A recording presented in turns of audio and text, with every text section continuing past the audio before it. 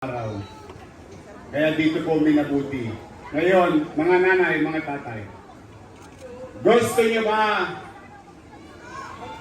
talaga akong bumalik?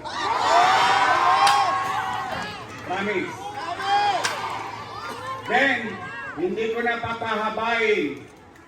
Ide-diretso ko na.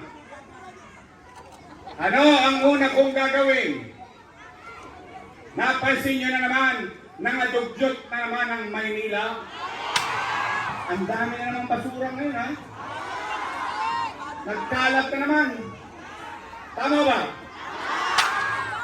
Gusto nyo bang luminis ulit ang Maynila?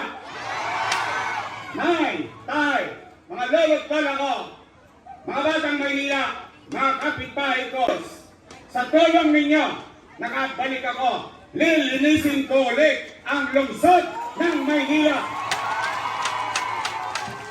Tay, napapansin nyo ba? Lagi tayong laman ng balita ngayon sa gabi. Dito sa Maynila, 5-5 na naman ang mga tulongges. Nagbalikan na naman sa Arten. Sinisira na naman ang reputasyon natin dito sa Tondo.